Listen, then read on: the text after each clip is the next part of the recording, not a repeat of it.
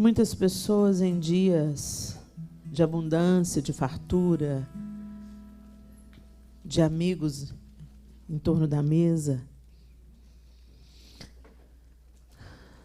preferem dormir um pouco mais do que estar na igreja. Quantas vezes eu já fiz essa escolha?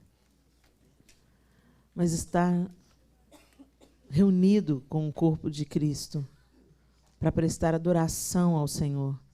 O culto não é um lugar que a gente vem para receber, o culto onde a gente vem prestar culto. A gente vem à igreja para dizer a Deus, o Senhor é a fonte da minha vida. Eu não vivo sem o Senhor, eu não existo sem o Senhor. Se eu acordei essa manhã, foi porque o Senhor permitiu que eu acordasse. Se eu ando, respiro, penso, existo, é pela graça do Senhor. E tantas coisas têm tirado as pessoas da comunhão com a igreja. Ah, mas a igreja é isso, a igreja é a igreja de Jesus, então não fala mal dela, não. A instituição tem muitos problemas, muitas falhas, mas simplesmente porque somos humanos. Nós somos humanos.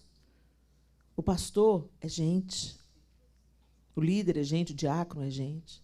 Nós também temos problemas, também temos desafios. Também temos dias ruins, tomamos decisões erradas, precipitadas, porque somos humanos. E que lugar melhor para a gente exercitar a generosidade, o perdão, a compaixão, do que a igreja? Amanhã pode ser a nossa vez de precisar de compaixão, de perdão, de acolhimento, de compreensão. Nós não somos juízes uns dos outros. Então, se a igreja que você frequenta, às vezes você é um visitante aqui nesse dia, ou se você é filho dessa casa, tem sido alimentado nessa casa, nessa família, eu quero te encorajar, fica firme. Seja a igreja, ao invés de esperar que a igreja seja. É tão interessante, às vezes as pessoas veem, não, mas a igreja que eu frequentava, Helena, era o seguinte, entrava um visitante, ninguém percebia. A pessoa entrava e saía semanas, ninguém falava com ela. Você percebeu? Percebi? Eu percebi. E você não falou? Não. Você era a parte da igreja que percebeu e não fez nada. Seja a igreja, não espere que o pastor faça tudo, não espere que o diácono faça tudo, não espere que o pessoal do ciclo de oração faça tudo. Se você percebe uma necessidade, Deus está convocando você para tomar a sua posição e não ficar apenas, sabe, recebendo, coordenando, coordenador da igreja. Seja a igreja. Seja a solução. Ontem nós falamos um pouco sobre isso lá no Clama Orlando. É a sua vez. Você não foi curado? Então, agora é a sua vez de ser ferramenta de cura. Você não foi acolhido? Então, é a sua vez de acolher. Seja você a solução que você quer ver. Seja você a cura. Seja você o abraço. Seja você os ouvidos de quem precisa ser ouvido. Seja você. É a sua vez. O Senhor já fez tanto por nós e a gente recebe para quê? Só para ficar obeso espiritual? Não, a gente recebe para compartilhar. A gente recebe para investir no outro. A gente recebe para cumprir a verdadeira religião, que é refrear a sua língua, cuidar dos órfãos e das viúvas e se guardar de toda a corrupção que há no mundo. Essa que é a religião. Cuidar do órfão e da viúva aí, fala bem claro, cuida do outro. Cuida daquele que está do seu lado e está morrendo. Cuida daquele que está dentro da sua casa te pedindo atenção e você não tem para dar. Seja você a resposta, amém? Mas nessa manhã o nosso tema é outro. E, tão oportunamente, o pastor Maurício abriu com esse texto que fala sobre obediência. E eu queria que você, sem mais delongas, abrisse a sua Bíblia em 1 Samuel, capítulo 15. 1 Samuel.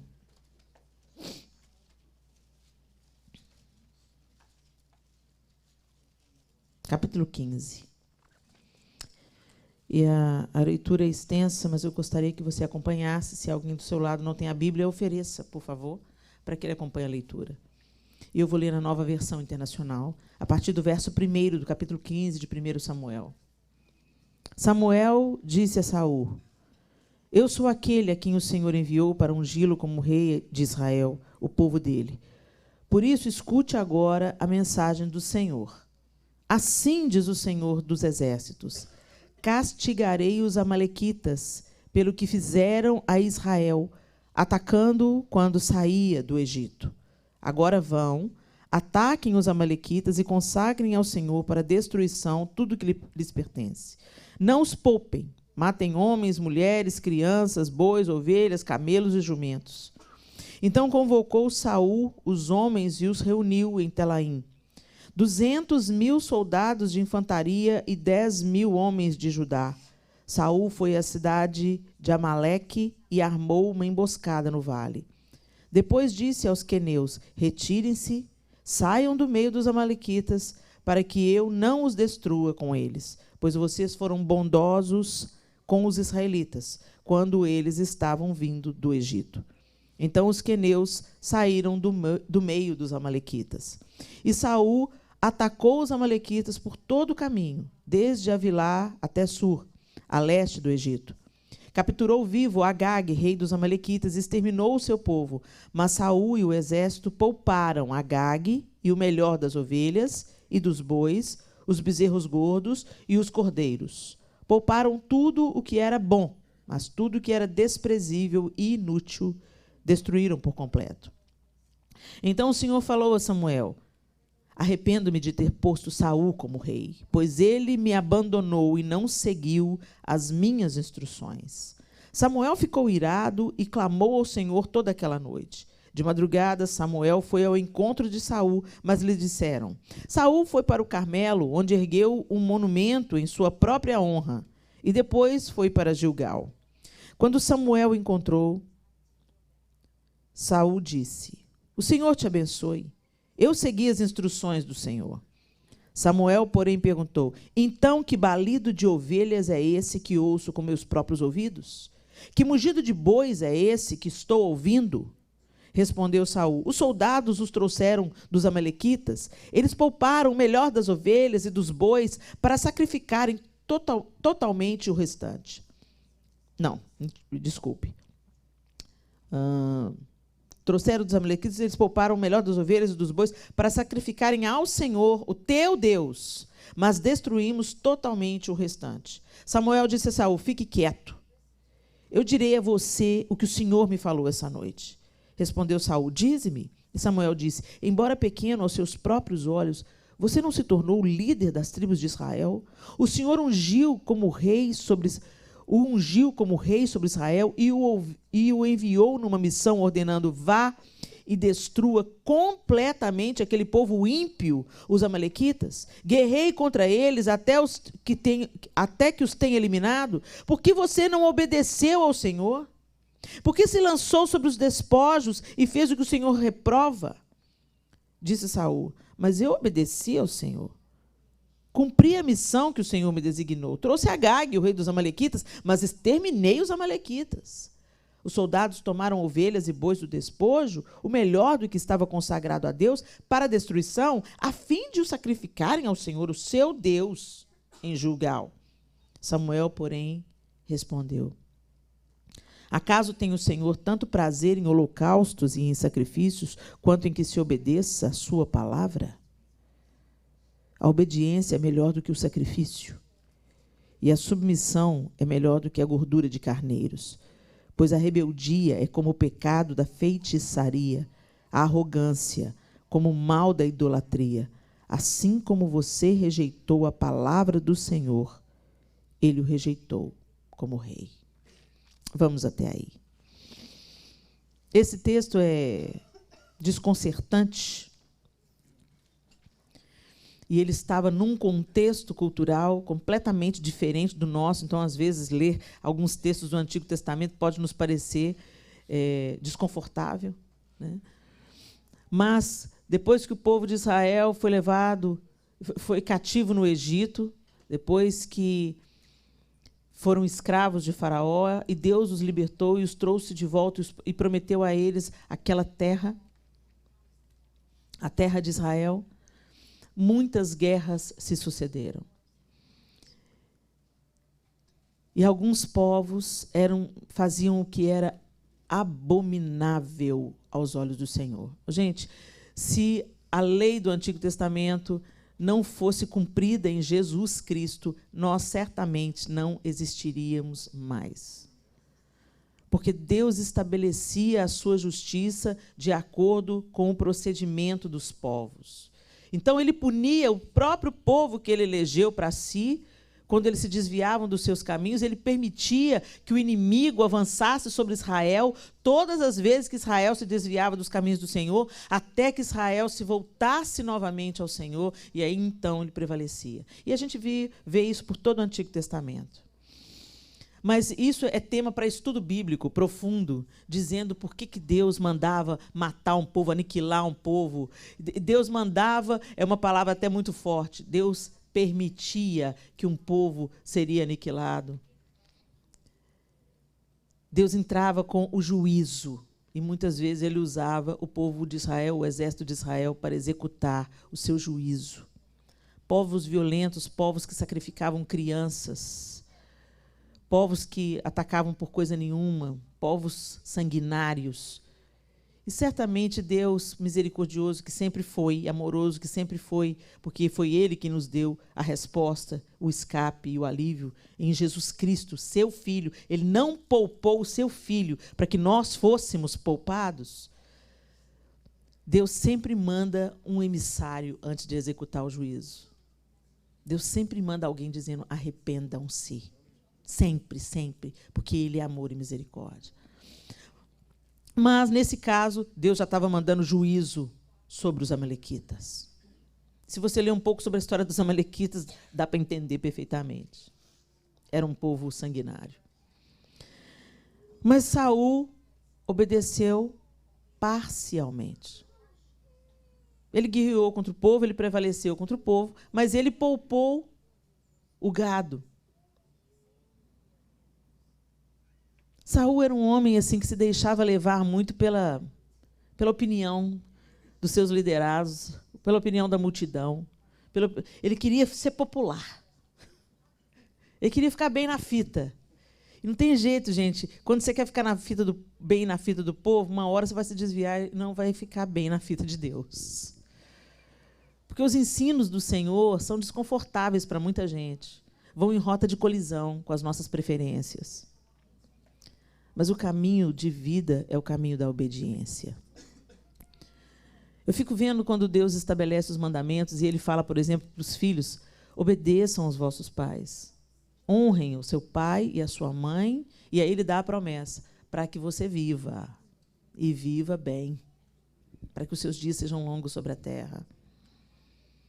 Ele estabelece uma condição antes da promessa. Você quer ser próspero, você quer viver, ser bem-sucedido na sua vida? Então, honre seu pai e a sua mãe.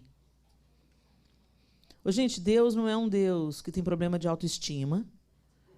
Ele não precisa da gente ficar adorando a Ele e obedecendo a Ele e adulando a Ele. Ô, Senhor. Sabe, tem hora que a gente pensa que está fazendo favor para Deus. Gente, Deus já é bem resolvido. Ele já era Deus antes da gente existir. Fica a dica, tá? Fica tranquilo. Ele já era Deus antes da gente existir. Mas quando Ele estabelece mandamentos, Ele estabelece limites, é para o nosso próprio bem. E quando a gente fala em obediência, principalmente no nosso século XXI, obediência é um negócio que parece tão desconfortável. Eu obedecer, eu quero ser livre. Eu quero ser independente. Como a gente ama essa palavra, né? Independente. Pois eu não quero, eu quero ser totalmente dependente de Deus. Quer queira ou não queira, eu já sou. Porque quem me faz respirar? Quem me dá fôlego de vida? Por quem que eu acordei hoje? A gente é tão arrogante, gente, como ser humano, a gente pensa que a gente controla alguma coisa. A gente não controla coisa alguma. A gente não consegue controlar os fios que caem da nossa cabeça, os homens que o digam. A gente não controla. A gente, às vezes, traz os nossos filhos ali, ó, tudo direitinho, orando, ensinando e tudo. E aí eles alcançam a maioridade e vão viver a vida deles. Tomam as decisões deles. E você sabe que, às vezes, eles estão entrando num caminho de morte, você fala: meu filho, isso é caminho de morte, já passei por ele. Acha um caminho novo, mas não caça esse aí não, que nesse eu já passei. Eles ignoram. E a gente fala, às vezes, daquele que está desviado dos caminhos do Senhor e de tal, de fulano e de tal, mas nessa manhã eu queria que você olhasse para dentro de você. Será que a obediência ao Senhor te caracteriza? Ou pelo menos a tentativa? Obedecer a Deus no cumprimento da saia é fácil, mas no cumprimento da língua já não é tão fácil. Obedecer ao Senhor, aparentemente, é sempre mais fácil. A gente põe a Bíblia debaixo do braço, vem para a igreja. Vamos para a igreja. O pai fala com os filhos, todo mundo para a igreja. Quer queira, quer não queira, meus filhos vão para a igreja. E aí os meninos vão para a igreja e olha, com tanta estranheza, aquele pai e aquela mãe que são tão fiéis na igreja, dizimistas, ofertantes, sentam no primeiro banco, chora, levanta a mão. Mas no domingo, quando voltam para casa e sentam na mesa, eles almoçam o pastor e a família do pastor com batata frita. Você viu o louvor? Luta, hein? Você viu a fulana? E a roupa do ciclano? E a meninada vai ouvindo. Melhor ensino é o exemplo. A gente fala uma coisa dentro da igreja, mas fora dos olhos da igreja, dos irmãos, os nossos filhos nos assistem e vê que a gente é uma pessoa bem diferente. Quando o pastor chega em casa com a filhinha, pastor Maurício, seja bem-vinda, seja bem-vindo. Aí como é que chama a filhinha de vocês? Aí vem a Eibra, ela não parece esse tipo de criança, não, mas vem a Eibra e sobe no sofá novo da família que está te recebendo. E acha o máximo, começa a fazer um pula-pula do sofá.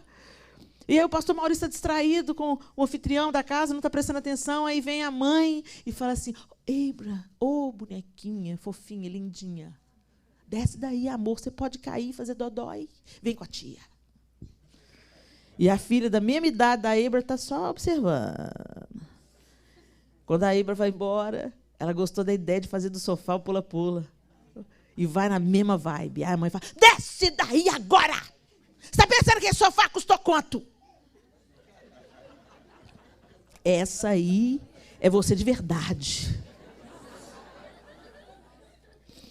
A máscara caiu porque o pastor já foi embora. Só que a gente esquece que o pastor vai embora, mas o Espírito Santo fica. Deus habita em você. E esse é o nosso principal desafio, pedir ao Senhor que domine, que dome a nossa carne. Viver no Espírito, em obediência à palavra de Deus. Mas como você vai obedecer se você nem sabe o que tem aqui? Porque a gente só abre a Bíblia no domingo. E a gente quer receber a mensagem toda mastigadinha, pronta para a gente engolir. Quem aqui que pede para o irmão mastigar a lasanha para você?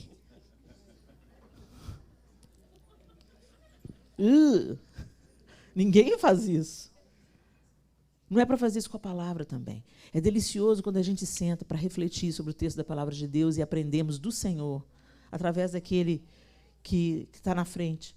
Mas o Senhor quer falar com você pessoalmente. No seu quarto, ter relacionamento. Imagina, eu caso com o João, né? Mas quem vai comigo para a lua de mel é minha sogra. E aí eu fico tentando me comunicar com o João através da minha sogra. Não vai dar certo. Jesus veio religar um relacionamento, fazer reconciliação. A gente se relaciona com as pessoas pessoalmente, não através de terceiros. É maravilhoso nós sermos ensinados, é maravilhoso nós sermos instruídos na palavra. É maravilhoso. Por isso que Deus instituiu a igreja.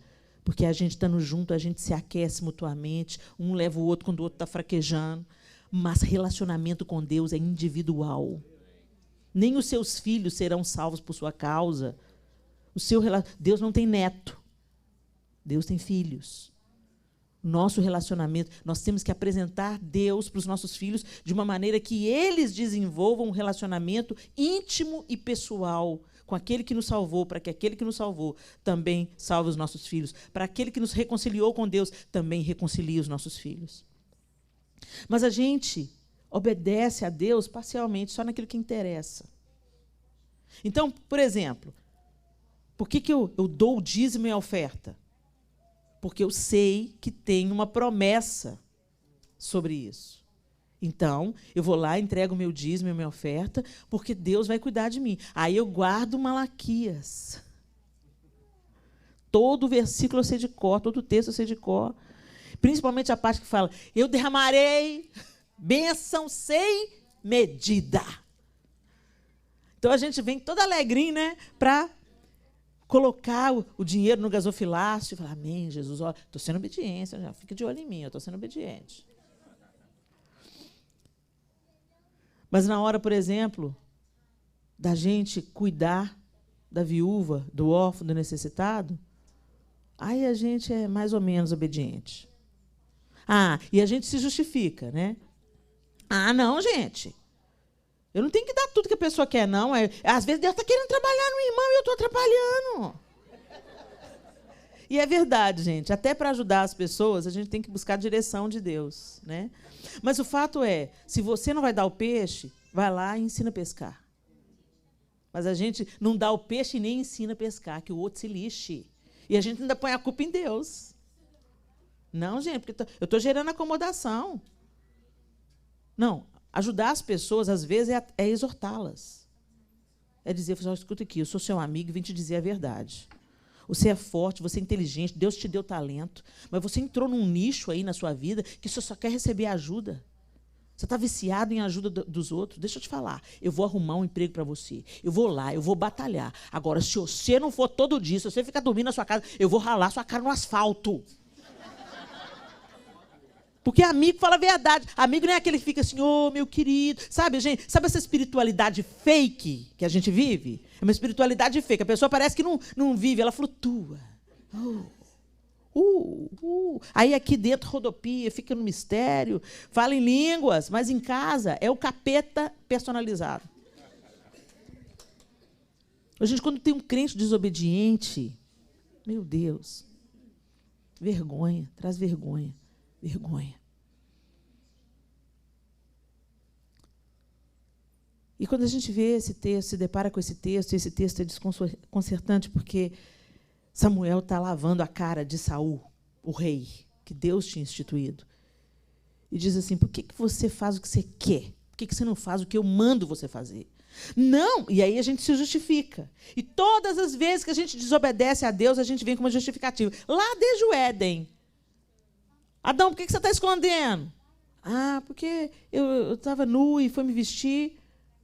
Mas por que você foi se vestir? Você comeu, Adão, da árvore, do fruto da árvore que eu disse para você não comer? Foi a mulher que o Senhor me deu.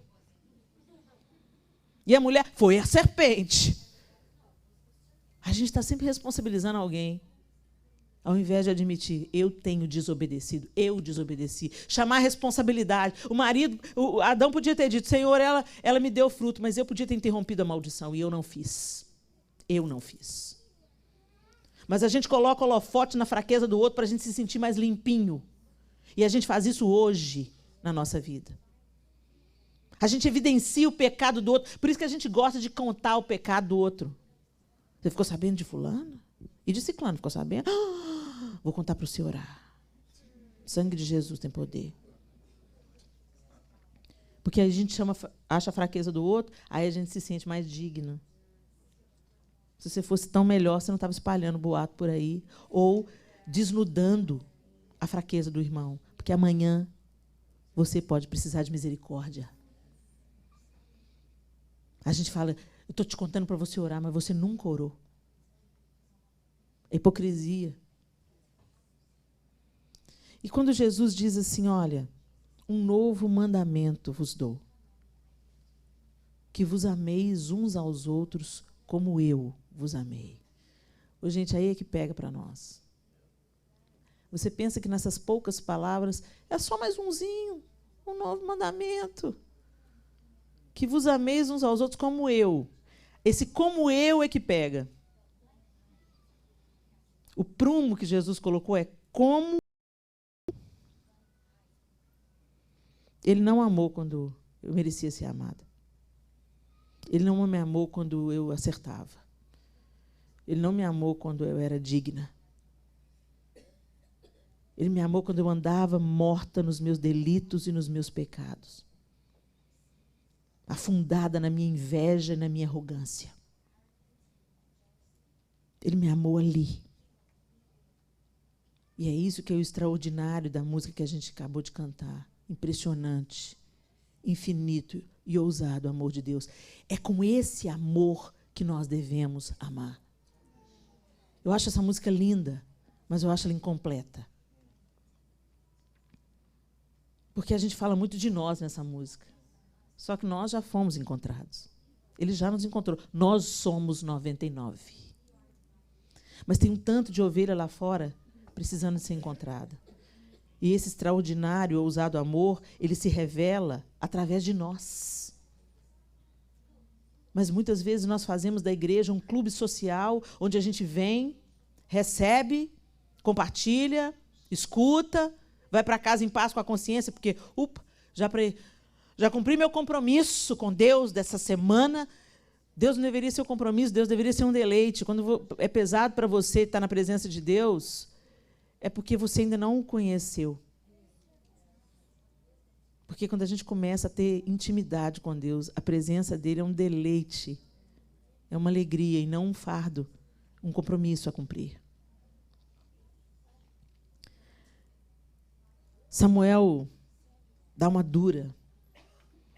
E ele pergunta: acaso tem o Senhor tanto prazer em holocaustos e sacrifícios quanto em que se obedeça a sua palavra? Aquele que tem os meus mandamentos e os guarda, esse é o que me ama.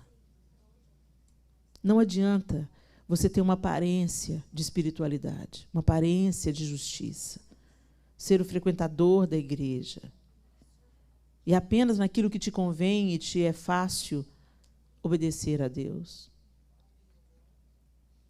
Obedecer a Deus nas coisas mais grosseiras acaba sendo fácil. Você começa a conviver com pessoas que se vestem como você, que acreditam mais ou menos nas mesmas coisas que você acredita. Vocês frequentam os mesmos lugares, então a gente meio que vai na onda. Mas a obediência que o Senhor está requerendo de nós é obediência com as portas fechadas. Obediência no relacionamento familiar. Obediência na maneira como você conduz os seus negócios. Obediência como você anda por essa nação que te acolheu. Esteja você aqui legalmente ou ilegalmente, é dessa nação que você está tirando o seu pão de cada dia. E o Senhor mandou a gente abençoar e não amaldiçoar. Nós tantas vezes emprestamos à nossa boca a falsidade, a calúnia, a murmuração. E o Senhor manda a gente ser grato. Em tudo dai graças, porque essa é a vontade de Deus. A gente fala: eu quero fazer a vontade de Deus, mas continua reclamando de tudo. Tudo que você tem na vida, você reclama. Se está calor, você reclama. Se faz frio, você reclama. Se o filho está na igreja, você reclama. Se o filho vai para o mundo, você reclama. Se o marido te ajuda, você reclama. Ah, você não faz isso como eu faço. Se ele não te ajuda, você fala: ah, parasita, não me ajuda.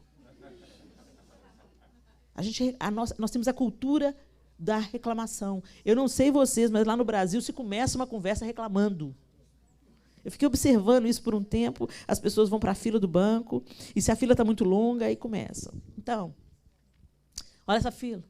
Esse Brasil não tem jeito, não. A luta, viu? Olha a fila dos idosos. Olha lá, os pés na cova. E aí começa. Agora, se um crente está lá na fila e fala: oh, bendito seja Deus, olha esse filão aí, ó. Mas eu tenho perna para ficar em pé aqui nela. Olha que bênção, né? Glória a Deus. Eu estou aqui na fila do banco porque eu tenho alguma coisa para receber aí. Oh, bendito, vim pagar uma conta. Glória a Deus. Aí o povo começa a usar assim, olhar para a pessoa e falar: doido de pedra. Por que o comportamento de gratidão... você está vivendo no mundo de Poliana. Ou então, que otimismo irritante, gente. Pelo amor de Deus, né? A vida está ruim, você está aí com essa boca reganhada, cheia de dente. Como que o certo virou errado e o errado virou certo? E como nós nos tornamos... Aí você pensa assim, poxa, mas a Bíblia então manda a gente agradecer, em tudo dai graças. Mas em tudo mesmo? Em tudo dai graças. É fácil? Não é. Porque a gente está contaminado por esse mundo que a gente está. A gente está corrompido por esse mundo que a gente está inserido nele. Então, parece até uma ironia. Meu pai está doente, como nós oramos aqui hoje pelo Harley. E o Harley fala assim, muito obrigada. Porque foi diagnosticado um câncer no meu corpo. Mas o Senhor é a minha força. Poucos têm coragem de fazer essa oração. Senhor, muito obrigado, Senhor. É muito difícil, mas Deus é doido? Ele quer que a gente agradeça pelas coisas ruins? Não. Ele não precisa que a gente agradeça Ele por nada. Eu volto a dizer, Ele não tem problema de afirmação, de autoestima. Ele não vai se sentir, poxa, que ingratidão. Ele nos entregou a gratidão como uma chave. Uma chave que acessa a sua presença, uma chave que traz a mão de Deus sobre a nossa cabeça, uma chave que nos faz nos acolher à sombra do Altíssimo. A gratidão torna a vida leve. Mas a gente não obedece. A gente não obedece na gratidão. A gente tem os nossos punhos erguidos para Deus quando as coisas começam a sair do nosso controle ou começam a dar errado aos nossos olhos. E a gente pensa que Deus deixou de ser Deus, ou Deus foi cochilar, esqueceu da gente. Não, você não está à deriva. Se você entregou a sua vida para o Senhor, confie, todas as coisas vão cooperar para o seu bem. Mas como que a morte de um filho pode cooperar para o bem, Helena? Tem coisas que são misteriosas demais para mim. Mas eu sei que Deus conhece muito bem o que é a morte de um filho. Ele entregou o dele.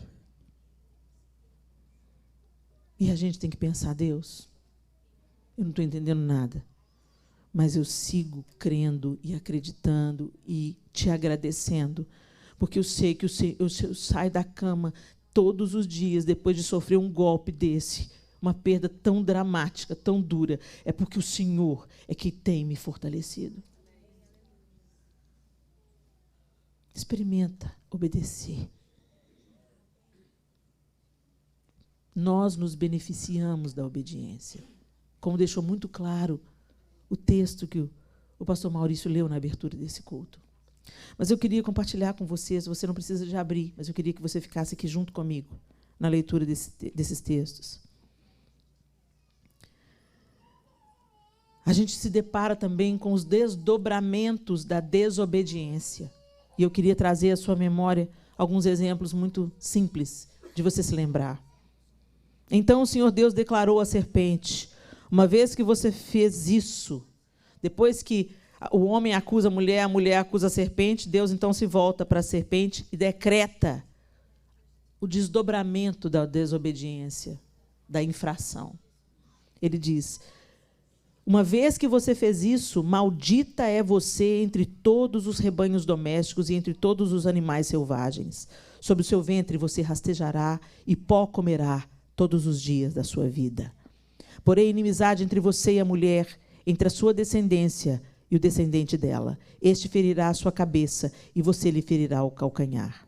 A mulher, ele declarou, multiplicarei grandemente o seu sofrimento na gravidez. Com sofrimento você vai dar à luz filhos. Seu desejo será para o seu marido e ele a dominará. E ao homem declarou, visto que você deu ouvidos à sua mulher e comeu do fruto da árvore da qual ordenei que você não comesse, maldita é a terra por sua causa.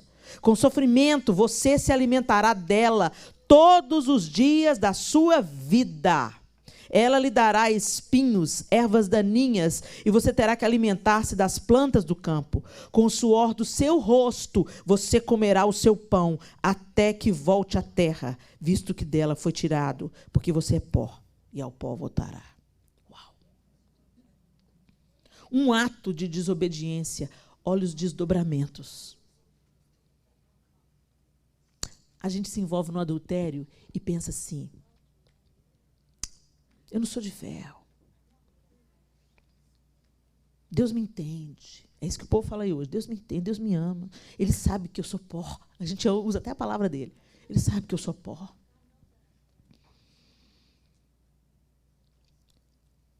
Mas a gente não sabe os desdobramentos por gerações que esse adultério vai gerar. Gente, pode haver arrependimento de pecados, conserto. Você consertou com Deus, sua mulher te perdoou, mas os desdobramentos disso. Se nós não denunciarmos diante de Deus veementemente esse pecado e nos arrependermos, os nossos filhos podem ser afetados por esse pecado.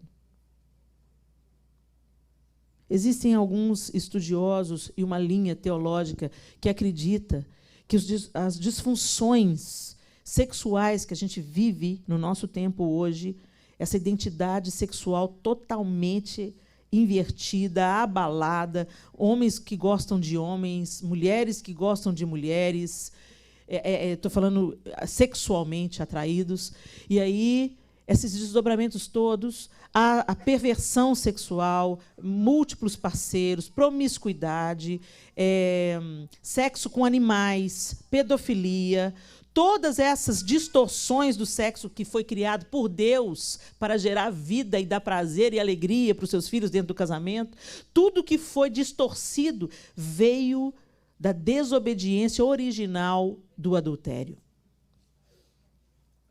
E se a gente pensar bem, gente, eu nunca parei para estudar os argumentos, biblicamente falando, mas se a gente parar para pensar, dá uma observada na história.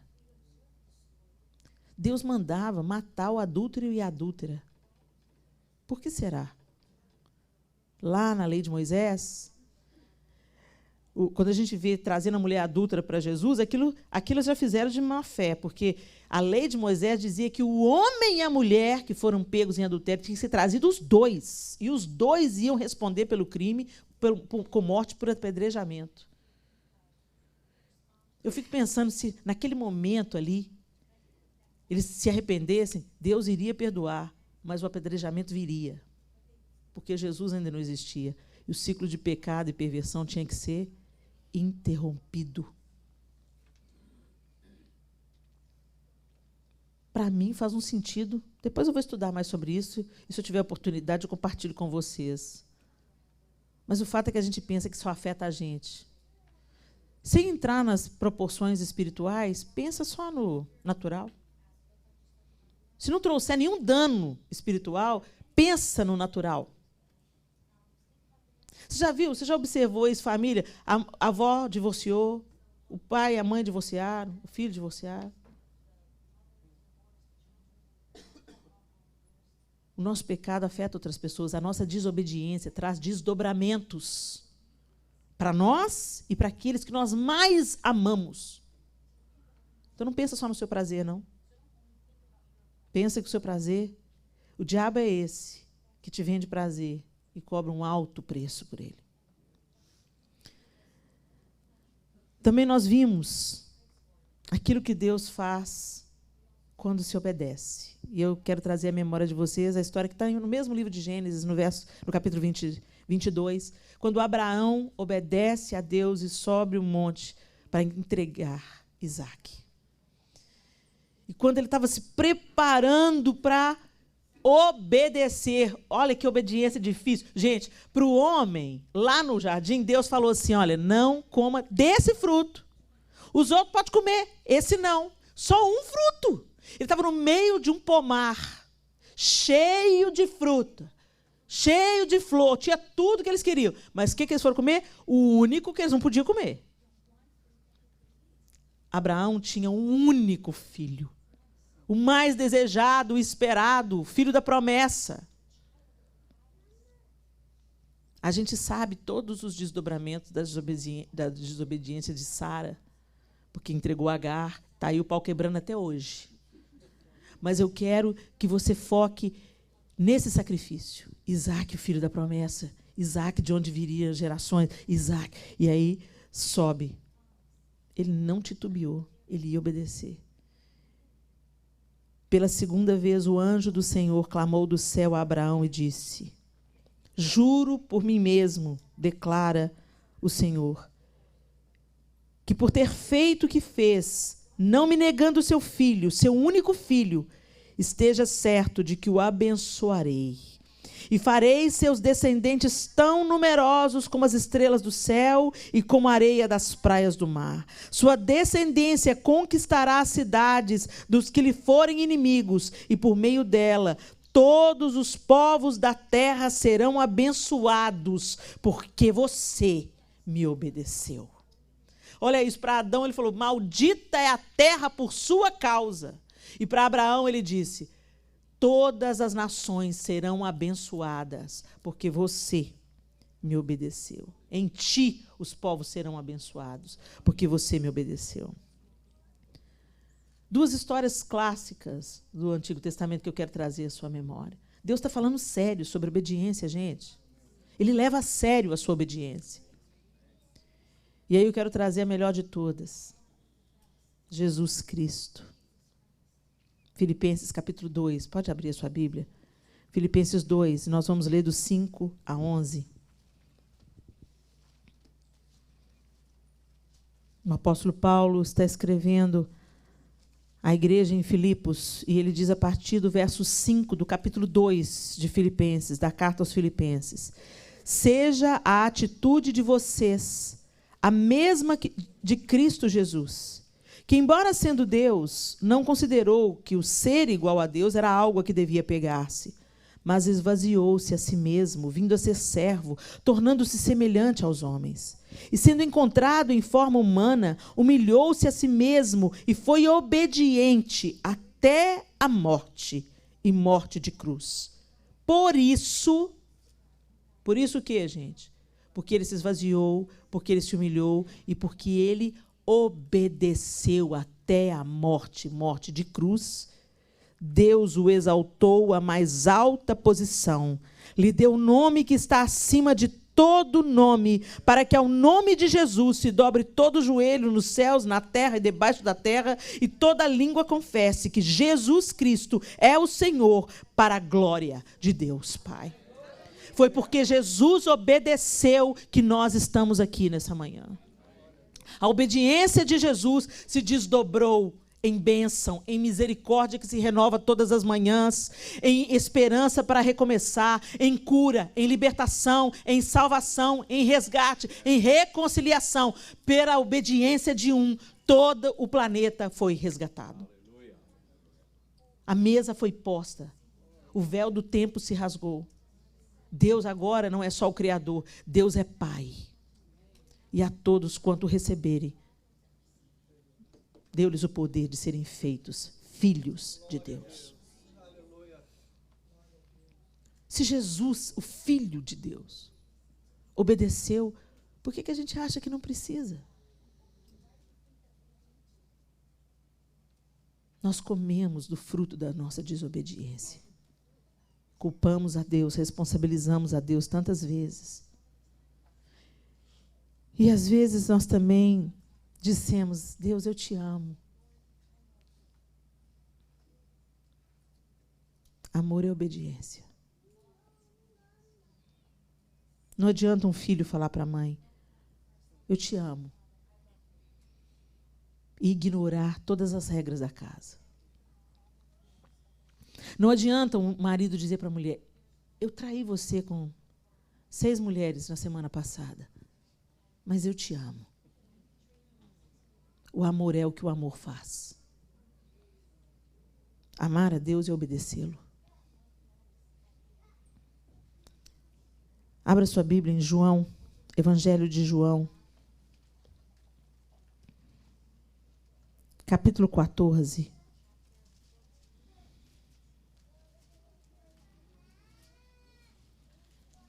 Evangelho de João, capítulo 14. E observe comigo o verso 15. Anda junto comigo, que agora a gente vai ler uns 4 versículos. E eles não estão necessariamente juntinhos. O verso 15 diz assim: se vocês me amam, obedecerão aos meus mandamentos. Não adianta você ficar cantando as músicas de amor para Deus e não estar nem aí para aquilo que Ele te mandou fazer. Você levanta mãos para o Senhor, oh Deus maravilhoso, e mata o seu irmão com a sua língua. Não adianta nada. Você faz músicas de amor para Jesus, declara que o ama todas as noites nas suas orações, mas odeia a sua vizinha, que ela é rabugenta. Que amor é esse? Verso 21. Quem tem os meus mandamentos e lhes obedece, esse é o que me ama. Aquele que me ama será amado por meu Pai, e eu também o amarei e me revelarei a ele. Verso 23. Respondeu Jesus: se alguém me ama, obedecerá a minha palavra. Meu Pai o amará, nós viremos a ele e faremos morada nele. Aquele que não me ama não obedece às minhas palavras. Essas palavras que vocês estão ouvindo não são minhas, são de meu Pai que me enviou. Agora vira a página e vai para o capítulo 15. Verso 10. Se vocês obedecerem aos meus mandamentos, permanecerão no meu amor, assim como tenho obedecido aos mandamentos de meu Pai, e em seu amor permaneço. Tenho dito essas palavras para que a minha alegria esteja em vocês e a alegria de vocês seja completa.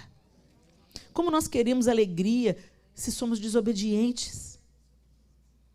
Nós vamos colher da nossa desobediência. Eu queria que se voltasse lá em Deuteronômio, o texto que abrimos esse texto. Deuteronômio, capítulo 28.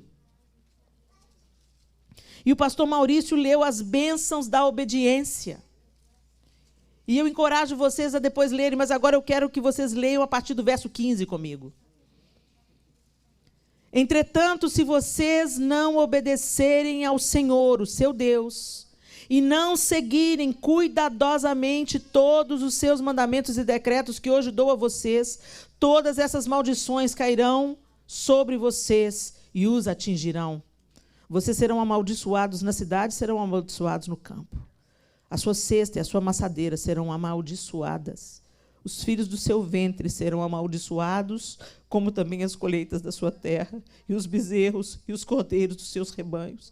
Vocês serão amaldiçoados em tudo que fizerem.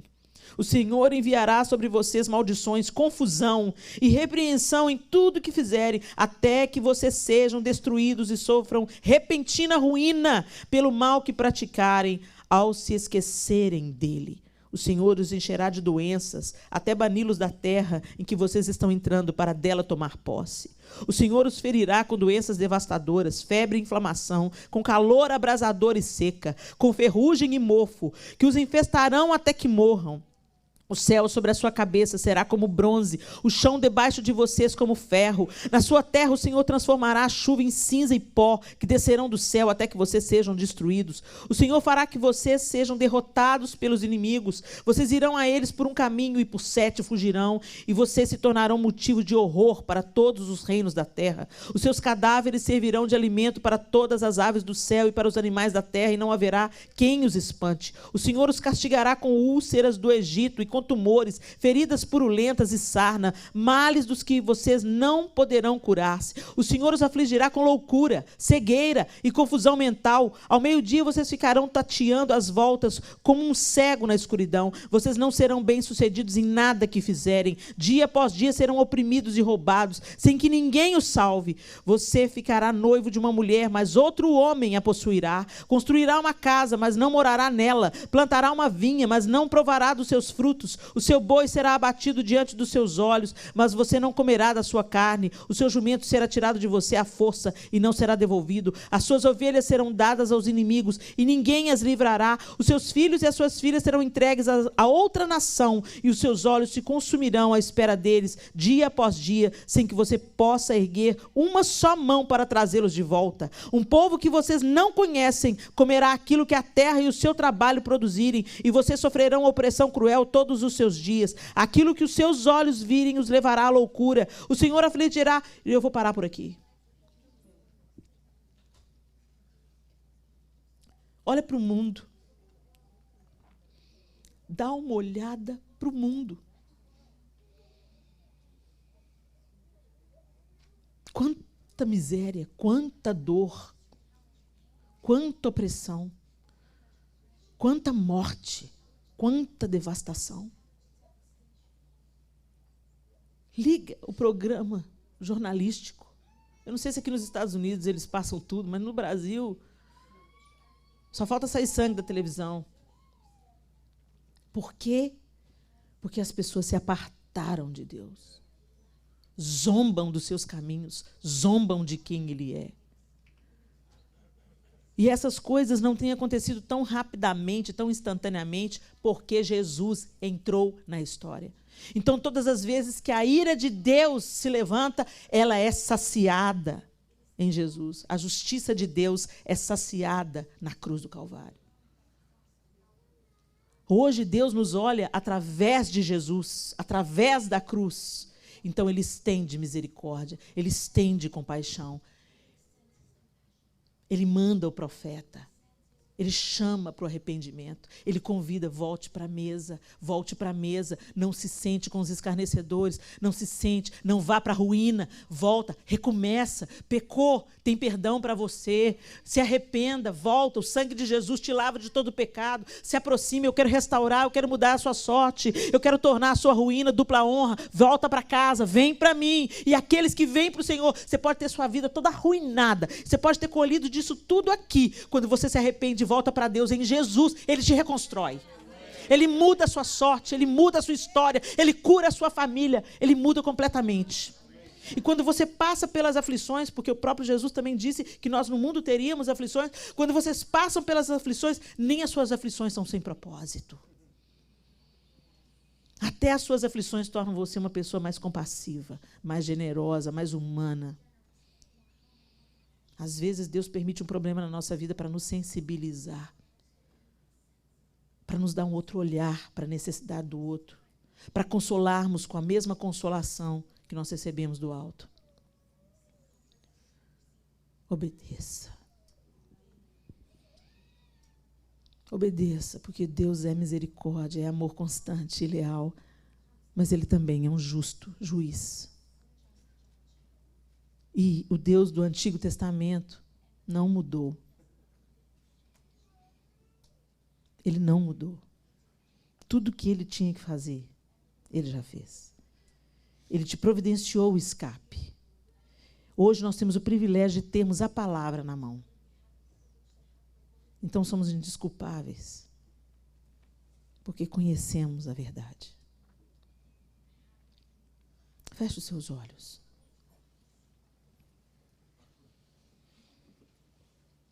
E eu quero que você... Eu sempre gosto de terminar convidando você a uma análise pessoal, individual. Não é para você pensar no seu pai, na sua mãe, no seu filho, no seu marido, na sua esposa. É para você pensar em você mesmo. Deus é o mesmo.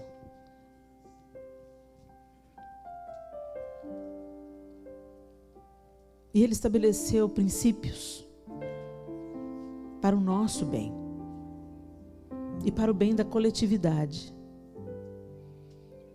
Se nós vivemos egoisticamente, pensando só em nós mesmos, nós vamos causar tanto dano. A cobiça do homem sem limites está aí para nos mostrar.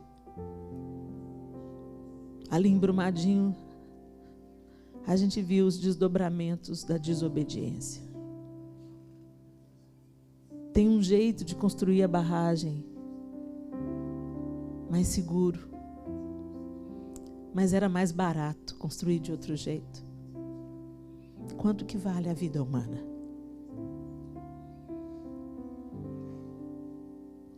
A desobediência do homem traz desgraça após desgraça sobre o mundo dia após dia.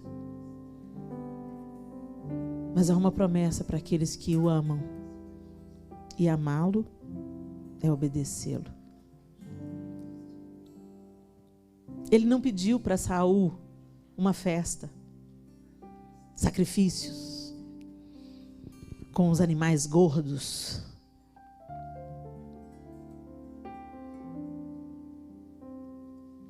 Ele só queria obediência.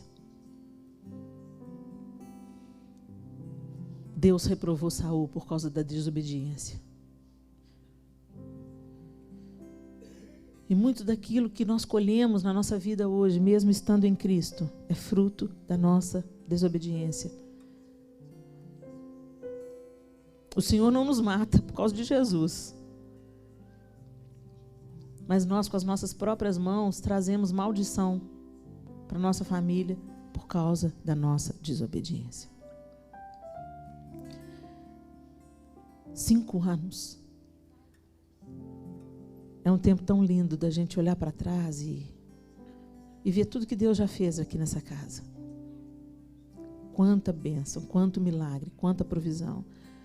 E também não se esquecer das lágrimas, das perdas, das decepções, porque elas também nos ensinam muito. Mas é tempo de ajustar a rota e voltar a obedecer. E não apenas com o intuito de ganhar algo em troca, mas com desejo ardente de agradar ao Senhor e de declarar o nosso amor com os nossos atos. Porque eu amo, eu obedeço. O amor é o que o amor faz. Pensa aí as áreas da sua vida que você não tem obedecido.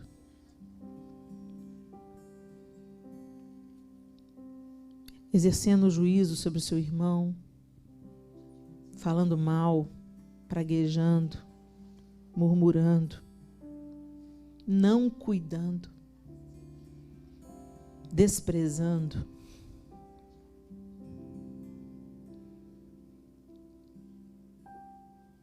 Nós somos tão distraídos nesse tempo que a gente vive. Algumas coisas não fazemos porque o nosso coração está peludo. Nosso coração precisa ser quebrantado. Mas outras não fazemos porque estamos distraídos. Às vezes não interessa ao diabo que você seja levado para fora da igreja. Porque quando você sai da igreja, eu conheço um tanto de crente desviado que está na lama do pecado, mas ele sabe que ele está errado. Ele sente vergonha. E lá no fundo do coração dele, ele pede: Deus tenha misericórdia da minha alma miserável. Mas o lugar para a gente estar mais comodamente servindo a Satanás é dentro da igreja. Porque você não obedece a Deus, faz o que te é preferível, mas como você tem uma vida aparentemente certinha, aparentemente justa, como você cumpre com aqueles preceitos fundamentais, né? Você é dizimista, você vem na igreja, você vem nos cultos de oração. Aí a sua obediência parcial te faz acreditar que você está caminhando em obediência. Mas tem erros reincidentes que o Espírito Santo já te falou, eu não agrado quando faz isso, mas você continua fazendo. Eu não agrado da sua inveja, mas você continua invejando. Eu não me agrado da sua maledicência, do seu ressentimento, da sua falta de perdão, mas você fala: Senhor, eu não tenho sangue de barata, não vou perdoar. A gente fica recalcitrando contra os aguilhões, resistindo à voz do Espírito. Mas a gente pensa: mas por outro lado, eu venho na igreja. Não se nivele por baixo. Nosso prumo é Jesus. Nós não somos perfeitos, não. Todos nós fracassamos. Ufa, eu que o diga. Mas a gente se levanta e fala: Deus, me ajuda. Eu não quero permanecer voluntariamente nesse lugar de negligência, de desobediência. Eu sei que estou desobedecendo e continuo voluntariamente. Isso é abominação aos olhos do Senhor. Naquilo que você é fraco, peça ao Espírito Santo. A gente faz campanha para tudo, para ter carro, para comprar o templo novo. A gente ora pela cura do irmão que está doente, mas a gente não ora para ficar livre da inveja, para ficar livre da nossa língua dura, pesada. A gente não ora, Senhor, eu preciso de ter um coração menos egoísta. Pai, eu vou começar a exercitar aqui, ó. Eu vou abrir meu armário e eu vou começar a doar. Me ajuda, Senhor, porque para mim é tão difícil abrir mão, para mim é tão difícil doar, mas o Senhor diz na sua palavra que melhor é dar do que receber. Então me ajuda, me ensina, me instrui, Espírito Santo. Eu não quero ser egoísta, eu quero ser altruísta. O Senhor não quer ser mentiroso, eu não quero ficar contando vantagem. Cada um de vocês, nós somos pessoas tão diversas, cada um aqui tem a sua área de vulnerabilidade, aquela área que pega. E não venha dizer que você não tem, porque senão você faz Deus mentiroso. Aquele que diz que não tem pecado, está fazendo de Deus mentiroso. Nós temos pecado, a nossa natureza é inclinada para o mal. Mas eu queria convidar você, deixa o Espírito Santo jogar a luz nas suas trevas. Deixa ele entrar lá naquele quartinho escuro do seu coração, que você não gosta que ele entre, porque é vergonhoso, é desconfortável. Você não quer falar nesse assunto, você não quer pensar nisso, mas deixa ele entrar e deixa ele fazer a faxina aí e te conduzir em obediência. E quando a gente pensa nesse mandamento, um novo mandamento vos dou, que vos ameis uns aos outros. Todo o cumprimento da lei se resume nesse. Se eu amo, eu não vou falar mal. Se eu amo o meu próximo, eu não vou roubar dele. Nem tempo, nem dinheiro, nem horas de trabalho. Se eu amo, eu não vou enganar. Eu não vou dar um cheque sem fundo, eu não vou trapacear. Se eu amo, eu não vou trair. Se eu amo, eu não vou caluniar. Se eu amo, eu não vou mentir. Toda lei se resume em uma só. Ame o próximo como Jesus te amou. Como Jesus te amou. Senhor, nós bendizemos o Senhor nessa manhã tão preciosa. E nós louvamos o Senhor por 5 anos dessa casa. O Senhor tem sido a torre forte na torre forte. Obrigada por cada dia desses 5 anos. Pela provisão, pelo riso, pela alegria, pela salvação que essa casa viu, pelas curas, por todo o bem que o Senhor fez a cada membro. Aqueles que não estão mais aqui, que já passaram por aqui, que já foram para outra casa, que eles recebam a bênção do Senhor nesse dia também, por esse tempo que eles passaram aqui. Nós louvamos ao Senhor.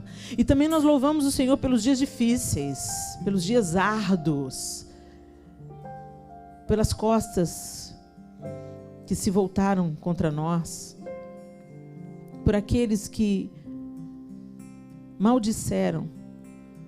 Nós também te agradecemos, porque nas nossas provações nos tornamos perseverantes, resilientes, e exercitamos o perdão e o amor quando ele não é fácil de ser executado. Obrigada, Senhor, por treinar essa igreja, por levantar essa igreja, por ter conduzido essa igreja. Obrigada porque ela é uma luz neste lugar. E obrigada pelos planos de bem e de paz que o Senhor tem para o futuro dessa família. Obrigada, Pai. Dentro dessa casa e dessa família, eu quero colocar também cada pessoa que está aqui, os que fazem parte dessa casa e os que estão nos visitando nessa manhã. Que os seus filhos se lembrem da importância da obediência.